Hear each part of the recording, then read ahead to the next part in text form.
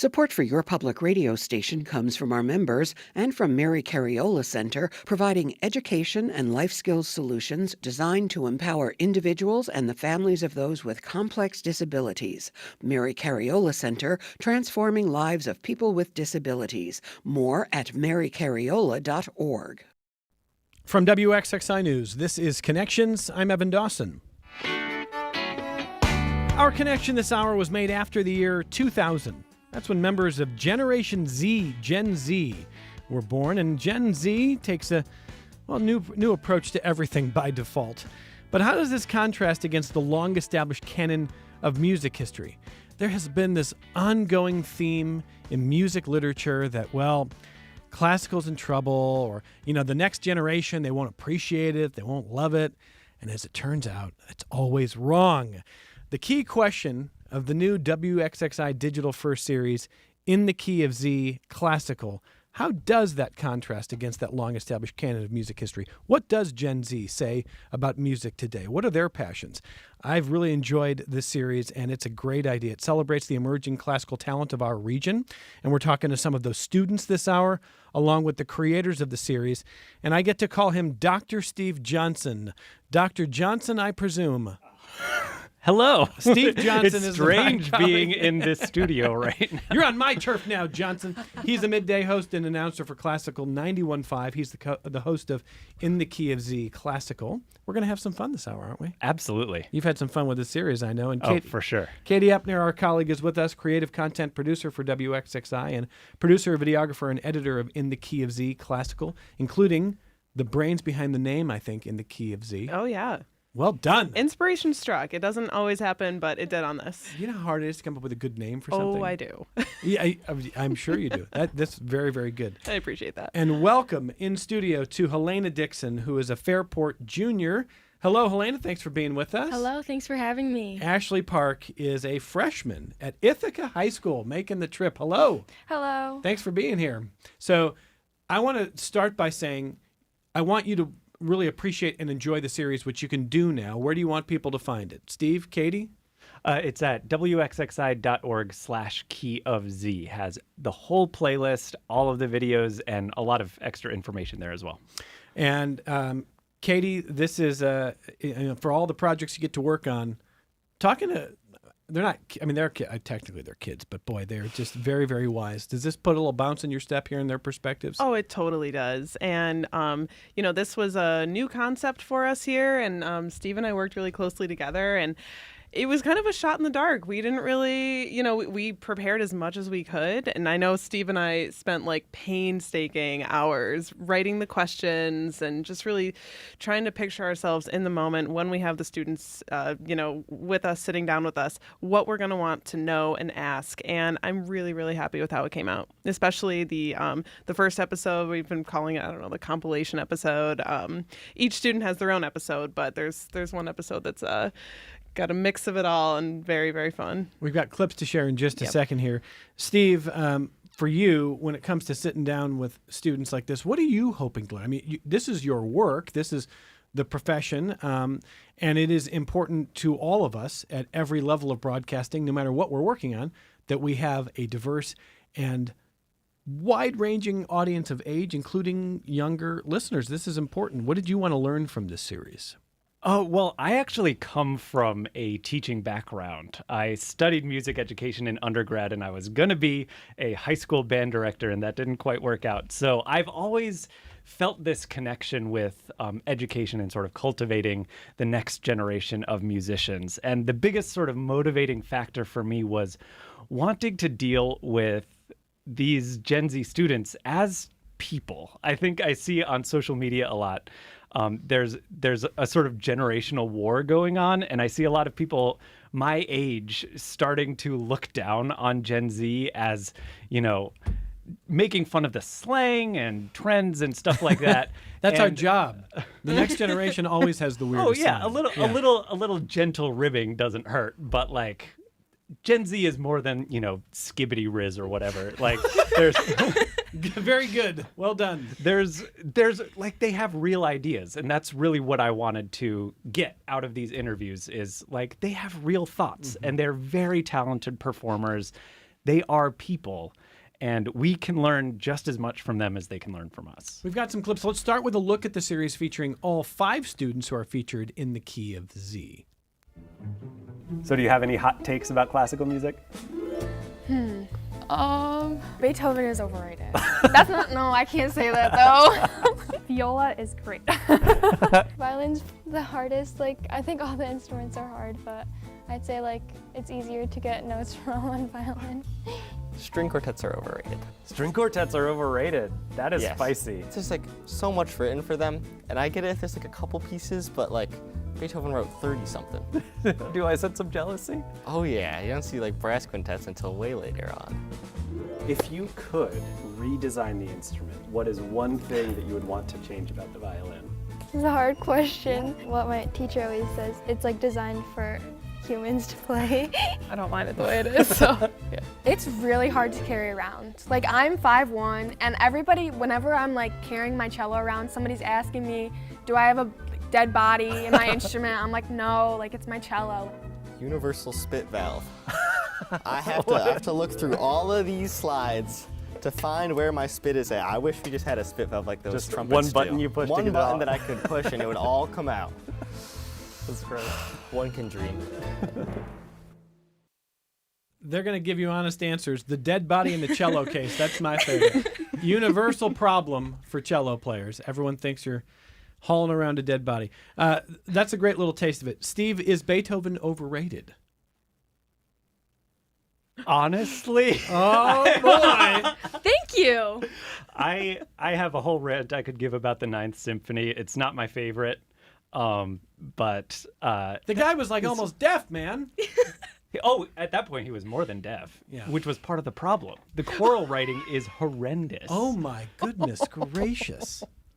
We are starting off spicy, Steve. We're starting, and led by our guests across the table. Was that you, Helena, saying Beethoven was overrated? It was me, but now since Steve just said that, it makes me feel better because I watched it back and honestly I was like, ooh, I hope the people don't hate me for that, but I feel like I have support now. What's it take to get canceled in classical music, calling I don't- Beethoven overrated? I might have been canceled. I don't know. Why do you think Beethoven was overrated? I just think like a lot of people are like, who's your favorite composer? Beethoven. Like my brother loves Beethoven. Like, so growing up, we were always listening to Beethoven like all the time. So I'm with you. And part of what I think you're saying is it gets tired. There's so much other great stuff out there. Yes. And it's easy to default to Beethoven. Yes. Okay. So Now- I'm going to agree with that part of it, not the overrated part. I will step in because one of our other students who's not here in the studio with us to defend himself, Benji Watson, is a massive Beethoven fan. And when we did Composer March Madness, the first question was Beethoven versus Mozart. Every single one after that was just Beethoven, Beethoven, Beethoven, Beethoven. Yeah. So Running the we do table. have a variety of opinions among the students here. I'm going to try to sway Helena here, though, because I want you to think about this world that, Mozart has made his mark. Beethoven is struggling with all kinds of things in his personal life. He struggled with friendships and love, and he was cantankerous, and he was going deaf at an age where he was still wanted to compose.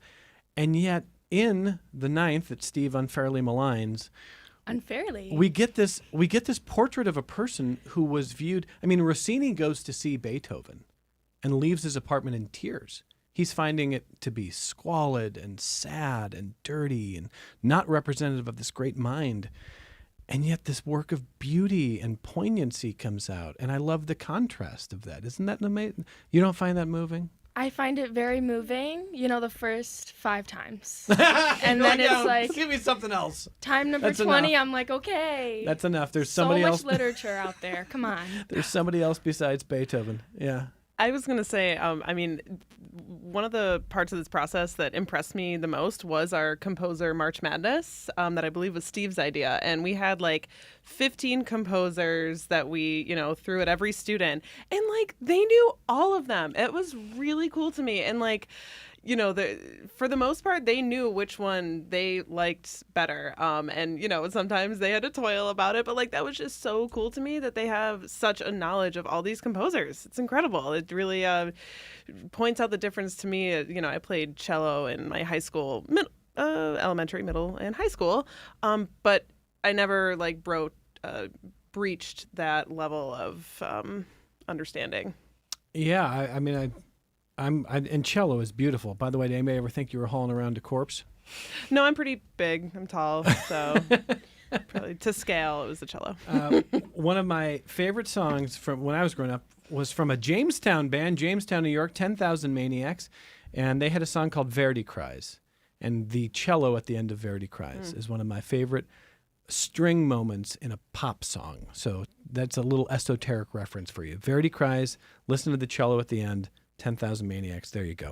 But this is the kind of stuff that we're pulling right out of In the Key of Z Classical. It's a great new series. And I want to ask Ashley Park a little bit about what sort of fires you up, because you heard Helena saying, look, we love Beethoven, but this whole world of music is out there, and let's really celebrate it. What is the name or source of a composition that maybe most of us don't know that you love? What do you love that's not maybe mainstream classical?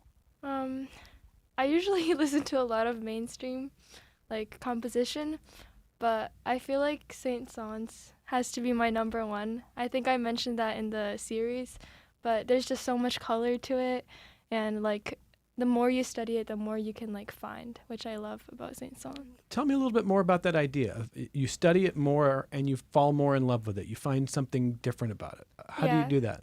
So like whenever I first find a piece, you obviously have like your first impressions of the piece, and then you practice it, and then you get lessons to get more insight about the piece. But then like say I like finish the piece, but then I come back to it a year later, there's always like so much more stuff you can find, and like so much stuff I missed. That's why I love when I come back to like pieces I already played, because I think I learn a lot from like coming back to them.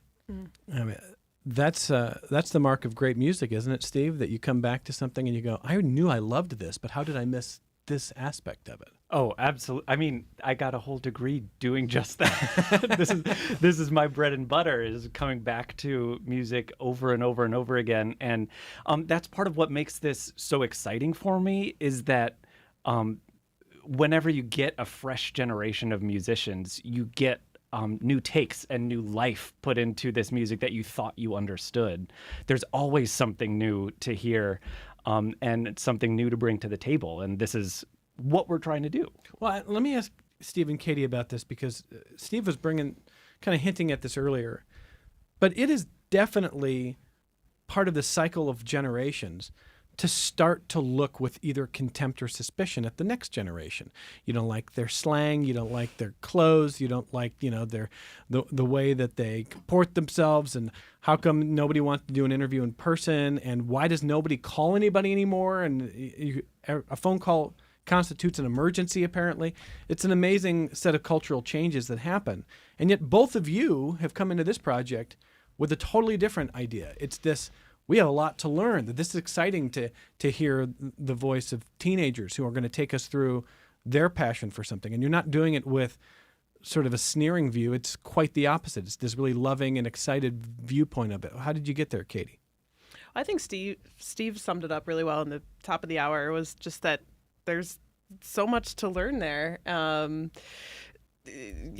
Z, I wrote the little byline you also read at the top, that, Gen Z approaches everything differently. And just, we love intersectionality, we love contrast. Like, how does that compare to classical music that is, gosh, I mean, I don't even know how to explain it, Baroque. Like, it's so beloved and known.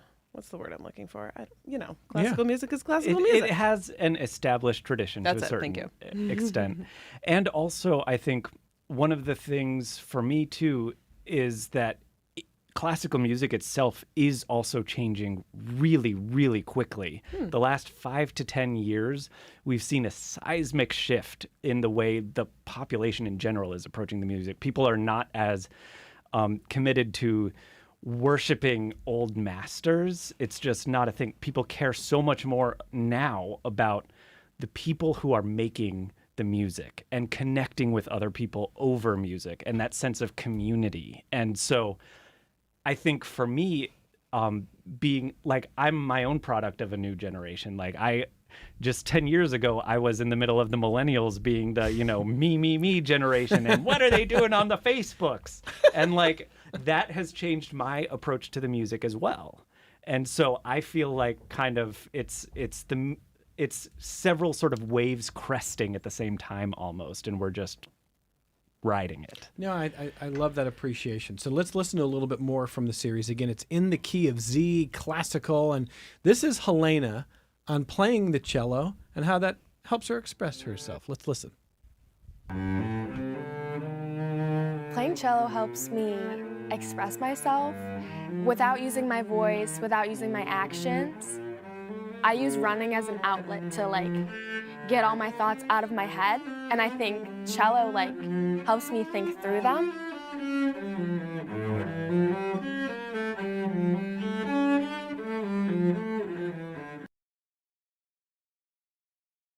Helena, so there's the cello. Sounds beautiful there. Tell me a little bit more about when you first remember playing it. How old were you when you first remember playing the cello? It was beginning of 4th grade. I can't remember how old I was. Maybe 10, Yeah, maybe that's awesome. 9. That's great. Yeah. And was it instant for you, or were there other instruments that were sort of pulling at you?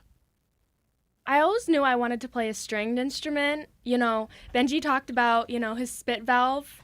I'm not about that at all. You see band, you see like the little puddles. No, I will not. I will not be taking part in that. And I didn't want to play the violin.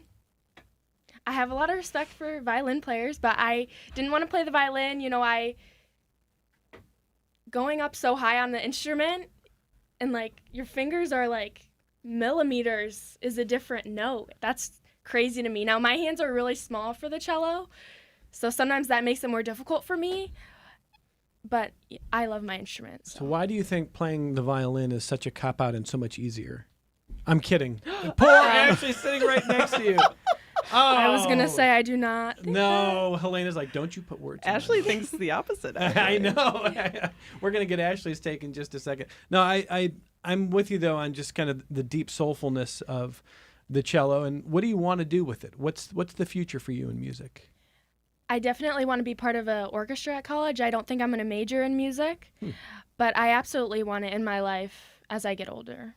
No matter what happens, it'll be a part of your life. Yes. That's great. Actually, for you, when do you first remember picking up an instrument? What's the first memory? Well, my first memory of the violin is we went to a concert in New Jersey, and it was like a classical concert, and it was like a soloist with the orchestra. And I don't really remember much. I just remember the violinist wearing a dress. I was like around 5, just like the sparkly dress. I think that's what really pulled me in.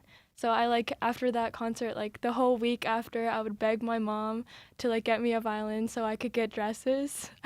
But I think like after I started, like as I started and then like even now, like as I learn, I get like more obsessed with the violin. Like I learned just so much more, and there's so much intriguing stuff to the violin. But what originally pulled me in was the sparkly dress. It's amazing what sparks our mind first, and what stays in your memory. And now the same. I'm curious to know. Same question for you. What do you want to do with music? I'm like 99.9% sure I want to major in music in like some shape or form, but I don't know like what happens in the future, but I really like playing the violin, and I hope that I can major or like continue at least having violin in my life forever. Yeah, and certainly both of you are young enough that you can chart many, many different courses. There's no single path, and there's all kinds of different things that you could do. When you think about that future and you're 99.9% sure that you want to do that, what's the ultimate? Where do you want to play when you think about, oh my gosh, I would love to play? Is there a place that you would love to play? I A mean, stage? Probably like Carnegie Hall. Carnegie. Like that's the basics. Yeah, I hope I can like one day play with like a big orchestra or be part of an orchestra. What about you, Helena? Is there a place that stands out? I would love to play at Carnegie Hall. You'll take Carnegie. That would be amazing. Are you kidding? That's pretty good. Yeah. That's pretty good. Steve, I feel like they're going to go where they want to go. Oh, absolutely. One of the things that really struck me was just the immense quality that all of them exhibit, and there's so much fire there. Like you hear them talking now, and the personality completely changes with the music. It seems like everybody just got more comfortable, more free, and that is absolutely going to take them wherever they want. And let's listen to some of how Ashley talks about conceptualizing music in the series In the Key of Z. Let's listen.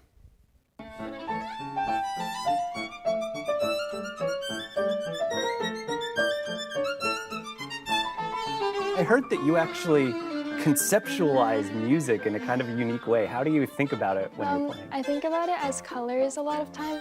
When I first get a piece, I try to think about the emotions as colors so I can change the emotions really quickly.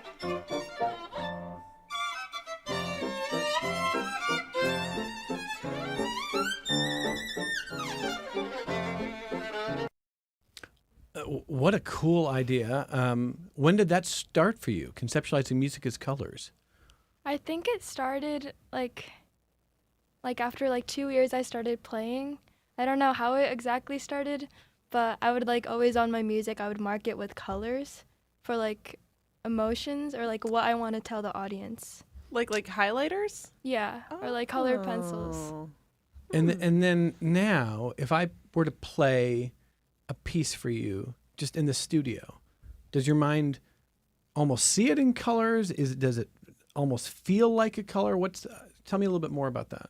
I think when I first listen to a piece of music, I don't see the color, but I think when I play it or when I first get a piece, I try to search the meaning of the piece or what the composer wants.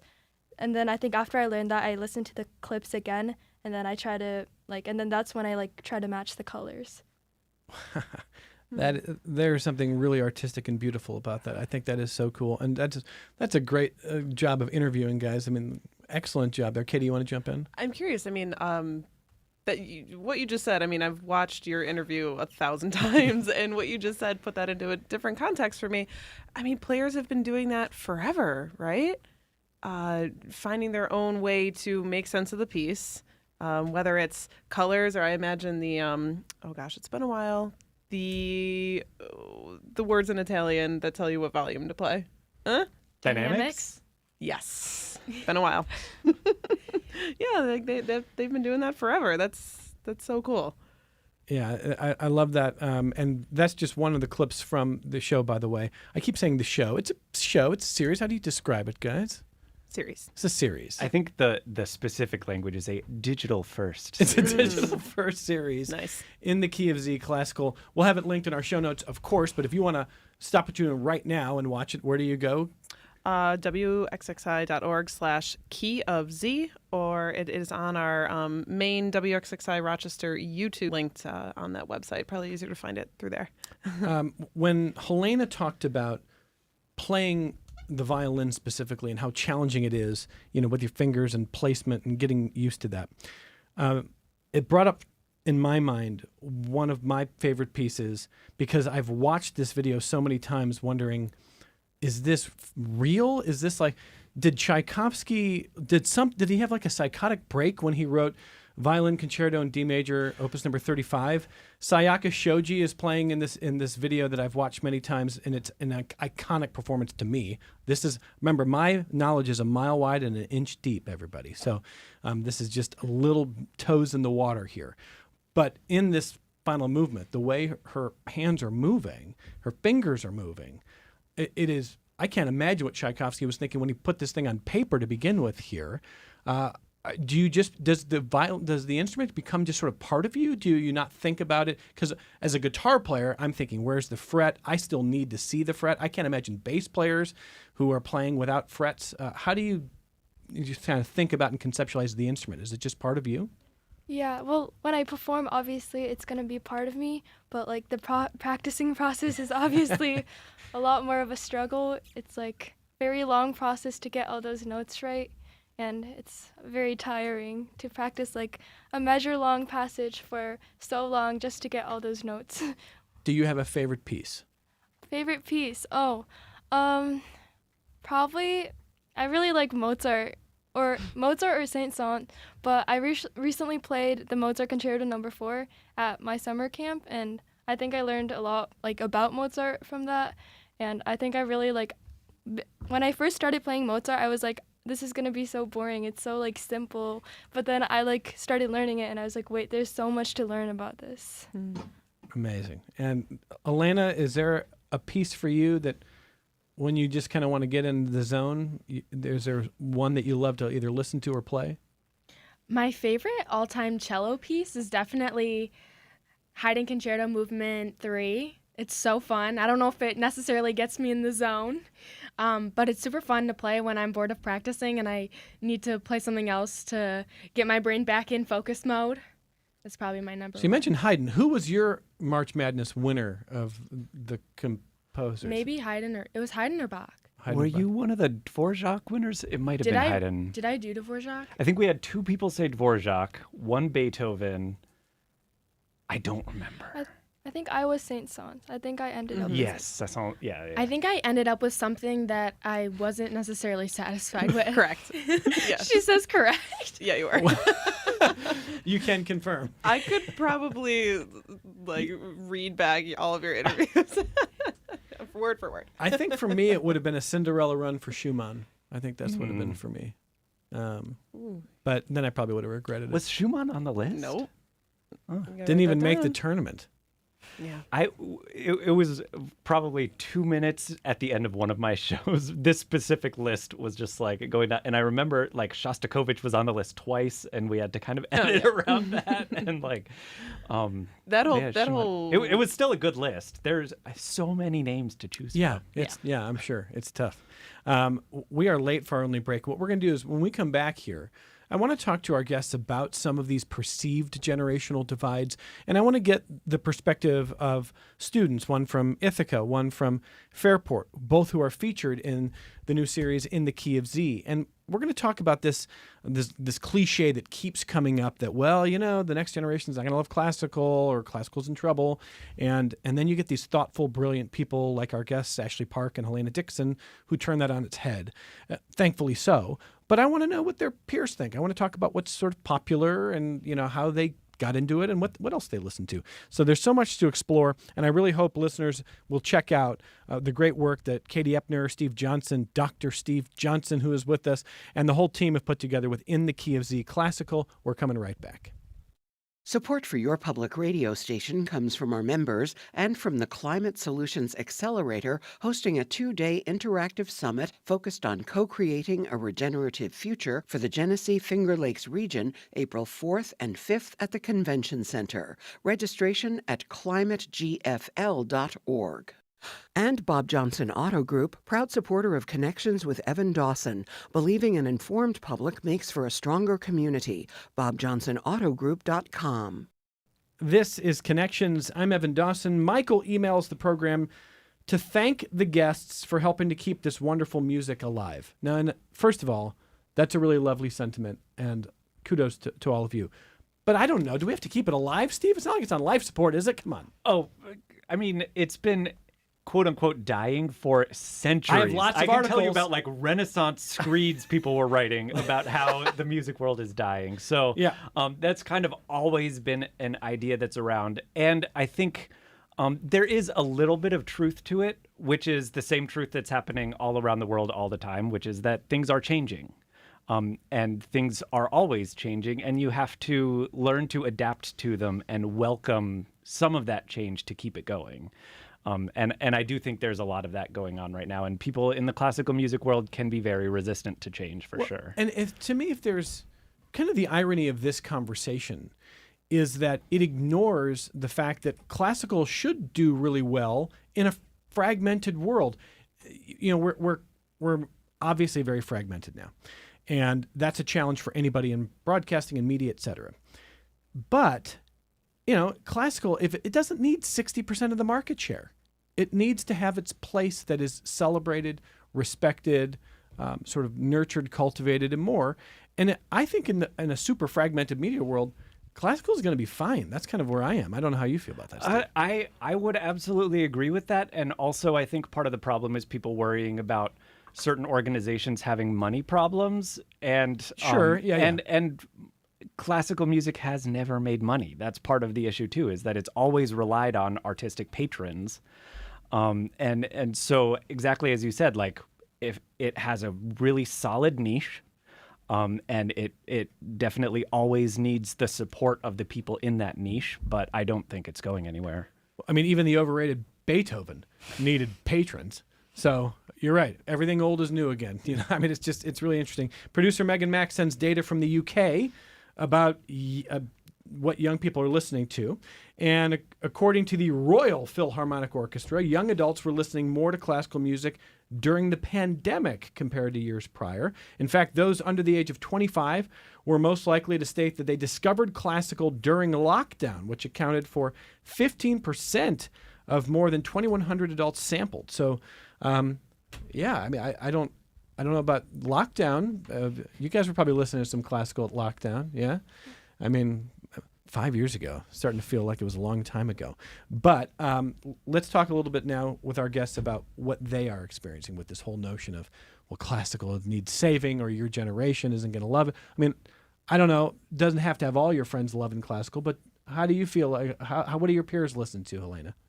I think my peers sometimes listen to classical. I think definitely with like the show, a bunch of more of my peers are listening to classical. You know, I've had friends who come up to me in school like, hey, I listened to your video. It's so cool. Like, I didn't know you played the cello, or I didn't know that you were good at playing the cello. So different things like that. I think my peers listen to classical, whether it's studying or whether they have those like studying playlists that's classical music. But I also think that we definitely still have a community within my generation. You know, we have our all counties and our senior high, like all states and everything. And I think it also creates a community that people love.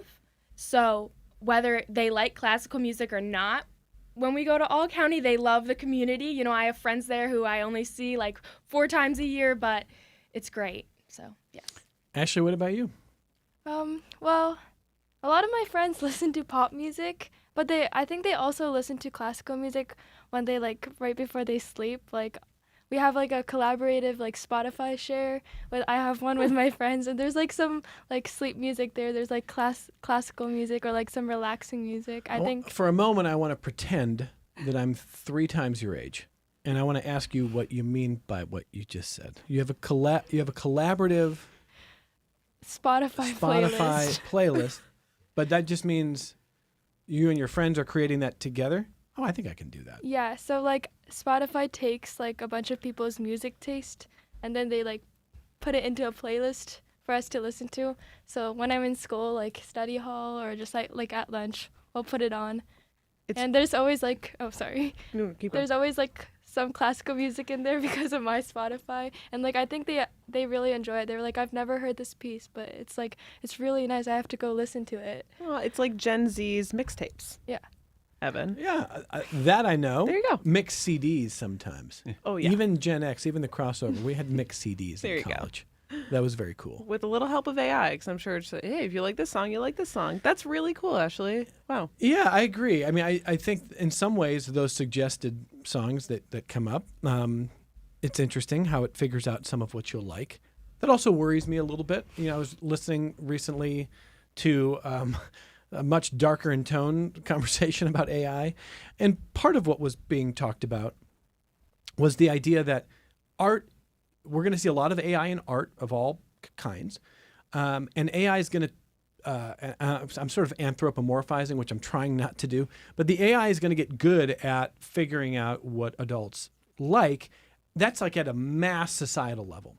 So the AI, just take popular music. Actually, talking about popular music, you and your friends, I mean, your friends have these playlists. AI is already good at this, but it's going to get better. It's the worst it will ever get. I keep being told by people in AI, whatever you think of AI right now, this is the worst it'll ever get. Whew. So it's going to get really good at figuring out what is popular, what kind of hooks on 3-minute songs and things like that, and it will create more of that. It's just a question of if we should welcome that and want that, or if we should want to kind of stay away from the homogenization, right? Like the way everything gets distilled into the same kind of unrecognizable pulp. And I wonder how you feel about AI music. Will you listen to AI songs? No. You don't want to I listen to don't AI think songs. I don't think AI could ever recreate like classical music or just even pop songs that are good, because like they really have like emotions in it, and I don't think AI will ever be able to like replace like every single person's like special voice or like special like type of like how they express their music. Like I don't think AI, hopefully it will never be able to replace that kind of stuff. I say this like totally respecting the point, and my instinct is to agree with the point that you're making. My fear is it's getting really good and it's going to be confusing. That if we go 10 years into the future and you give us 100 pop songs and you tell me 50 are made by people and 50 are by AI, I don't know how well we're going to do. But I want to think that you're right, because part of what I think you're saying is that human component matters. We should want, like, I love listening to a Shostakovich piece, not just because it's great, but because, you know, the circumstances of his life and what his country was facing and what the threats that were going on. And then all of a sudden there's a richness to the music that hits your ears differently. And I want that. I don't want just AI to go, well, I think you'll like this chord progression. And, you know, you kind of do, but it doesn't mean anything. So I appreciate what you're saying there, Ashley. I want to believe that you're right. Katie, we're in trouble, aren't we? Steve, are we in trouble? If I could just jump in, I think what I hear you talking about is the way that you have an internal world that you're looking for in music. And this is kind of what I was talking about a while ago, that we're trying to connect to other people through music. And there's something that you even symbolically understand. Like, even if the AI is really good at producing sounds that it thinks you will like, that AI will not be a person that you feel that like symbolism, that internal world connection to. And I think this is what Ashley was getting at too, that like that's the separation. Even if the sounds are like exactly the same, there's an important part of us as humans that wants to know about the humanity.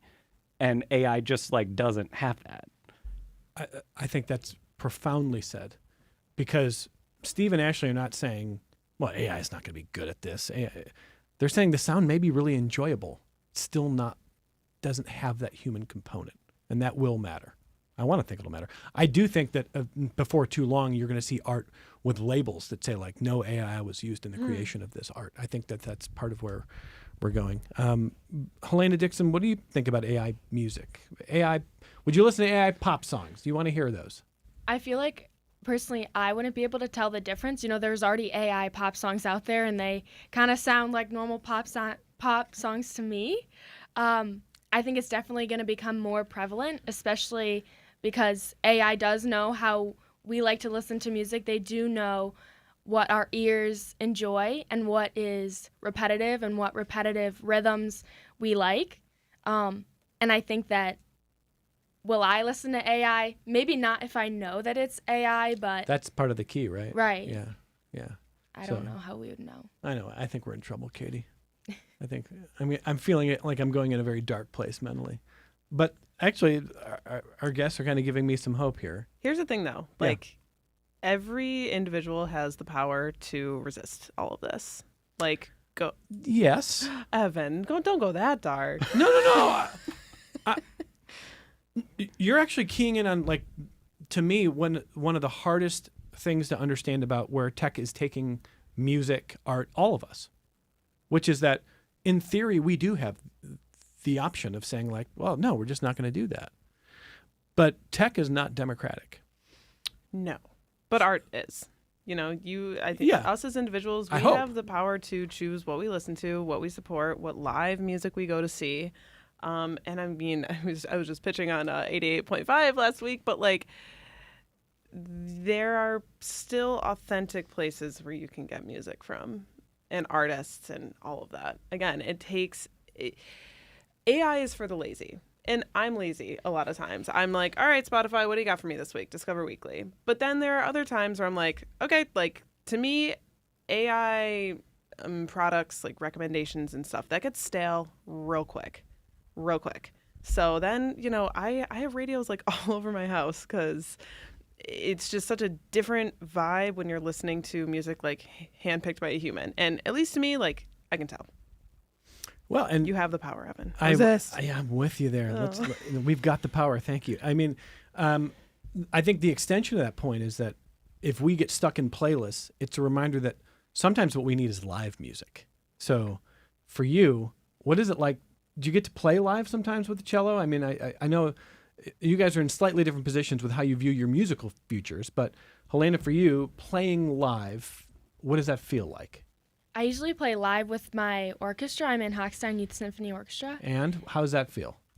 Amazing. It feels great. I mean, all of these people around me playing the exact same thing. Well, maybe not the exact same thing, but it feels so community oriented. It's crazy. It's like, look at all these parts, all these components coming together to create one sound, one piece. It's an amazing feeling. I want to take you back to your favorite composer. There's a Beethoven story. Helena, that's a callback. Helena's like, we're doing another Beethoven story. Here we go again. No, it's not. It's only because I don't know that much about classical music. I'm very limited. No, but like when you think about classical music, forget Beethoven. Just before the time of modern tech, can you even conceive of the idea that an audience might beg for a movement again because they're like, I don't know when the next time I can hear this is, and I just need you to play this again. I mean, that's a powerful thing, and that's the legacy of what we have today. And I think we take for granted how beautiful live music can be. I agree. We also take advantage of instant gratification. I think that's a big thing with AI. We want something right away, or we want the satisfaction of having something we want right now. And I think even with music, we practice our music. We don't get it the first time. And there's something beautiful about working towards a goal that you don't achieve automatically. Very, very well said. Ashley, live music, what is it like for you? It's so much better than like listening to a recording. I always try to, when I have the opportunity, I always try to go to live music concerts because there's something about live music that's like unexpected because you never, well, as a performer and as a listener, there's always going to be something that it doesn't go the way you plan. Like we practice to control what we can control, but there's always going to be variables that we can't control. And I also think that's like a really special part of live music. I just don't want to get yelled at if I clap between movements, Steve. I mean, Okay, this is where my musicology training comes in. I am 100% in favor of clapping between movements. you are. That's controversial. I want more clapping to happen at classical music concerts. I want the freedom to express my emotions and my actual reaction in the moment, even in the middle of the movement. If someone plays a really cool solo and absolutely nails it, I want to celebrate that, and I feel like I am forced to hold my emotions in, and like I want to have genuine emotional reactions to the music. That's one of my hottest takes, I have to say. I love that. We're here for that. Steve, would you say that is that like a relic from the past that like is, It's being not stubborn? even 100 years old as a practice. Really? Really. It's because of the recording industry. Because people were buying LPs and there's silence between the movements, and then people like Leopold Stokowski and Arturo Toscanini absolutely reveled in being able to lord that power over hate the those audiences. And so in the last 100 years, it's completely stopped. When before it happened all the time. Because of that live element, right? Like, Yeah. I mean, like this audience may not hear this again for a long time. They're gonna let it loose here. I did not know that bit of history though. It's a made-up construct. There's no. Yeah. Absolutely, yeah. Oh, I love that. Yeah, so it's like we can abandon this and still feel like we are staying with This is the tradition. new movement, you guys. As, Started. and as you're saying, you feel uncomfortable going to the performances because you don't want to breach the protocol. Well, I don't You want to would out be- myself as a Philistine. Right. And I like when we're talking about saving music and welcoming people into the fold, like one of the best ways to do that is to stop people from feeling shame about not understanding it. What do both of you think here? Helena, what do you think? I absolutely agree. I didn't know that fact about clapping in between movements, but I think that we do need to open our doors. I think we do our best, but there's a lot of people who feel like classical music is only for people who, maybe are proper, who know all the rules. It feels like there's so many rules that we subconsciously practice, and I think that I agree with what Steve said. Like, let's break it. So those rules exclude people. I think sometimes if you don't know them. Yeah. Ashley, what do you think? I also agree with Steve because I think as a performer and as a listener, you guys can connect more if we do that. Because like as a performer, at the end of my performance, if I hear a clap, I think it like gives me a lot of motivation and it gives me like a worth of like doing all that practice. It doesn't take you out of the moment or Yeah. cause trouble there. Yeah. And for if you're in Rochester, I would definitely recommend going to the Gateways Music Festival because that is a place where I feel that excitement and engagement and joy that I want. And it's coming up in April. So just a couple weeks away, you can go to the Gateways Music Festival and feel exactly what I'm talking about. Let me grab a phone call from Keith in Pittsford. Hello, Keith. Go ahead. Evan, again, I'll be real quick. I think every adolescent kid in their music class should sit through the original Fantasia because that puts visuality into classical music, and I think it's a good start.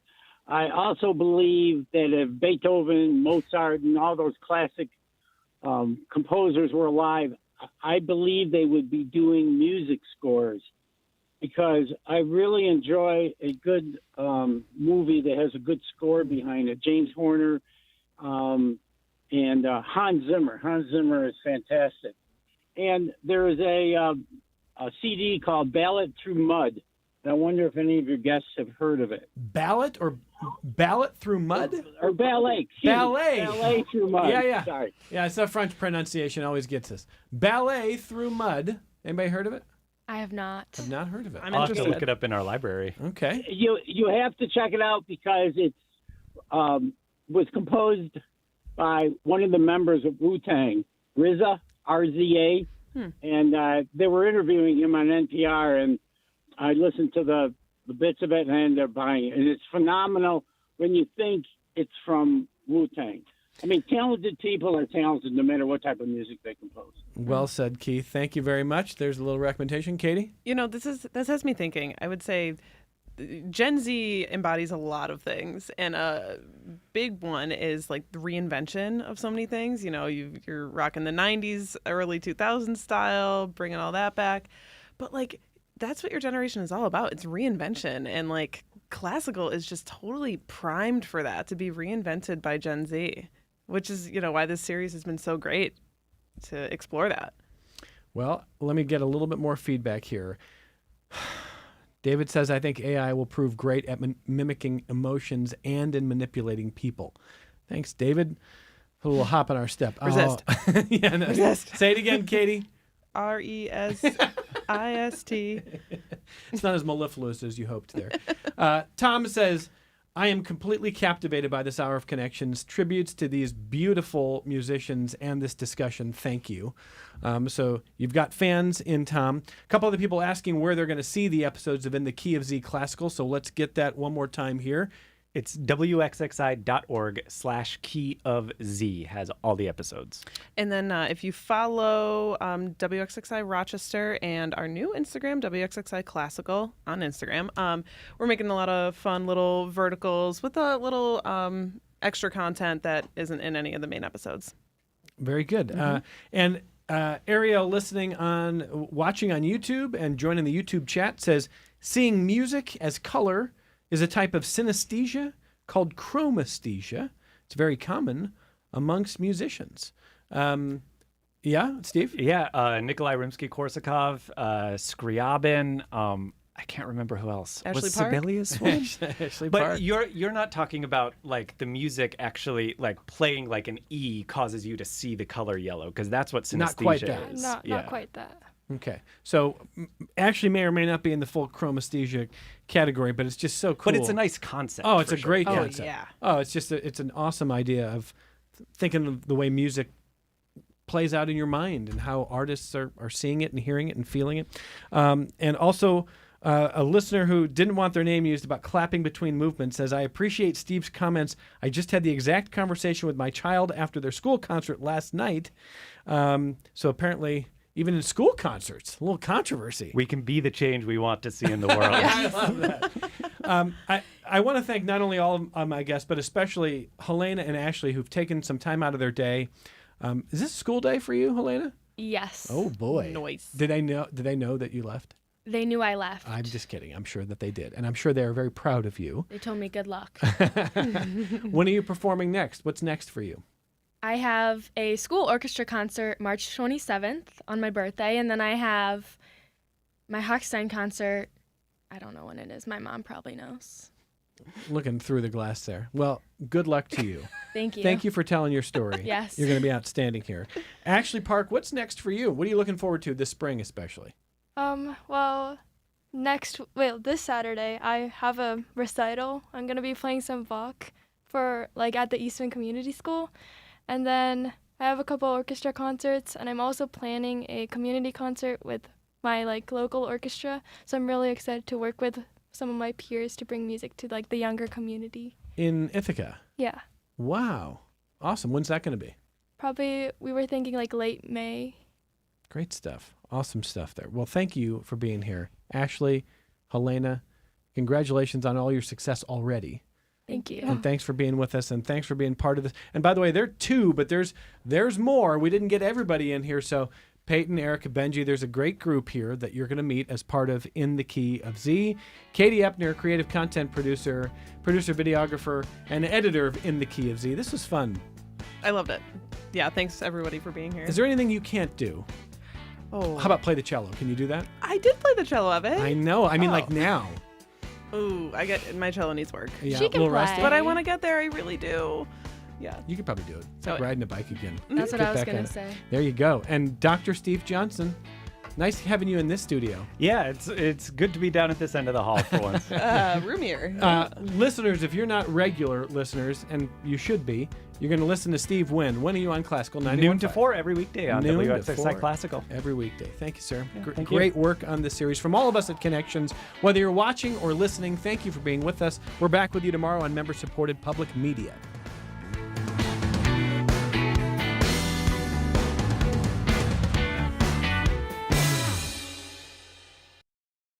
This program is a production of WXXI Public Radio. The views expressed do not necessarily represent those of this station, its staff, management, or underwriters.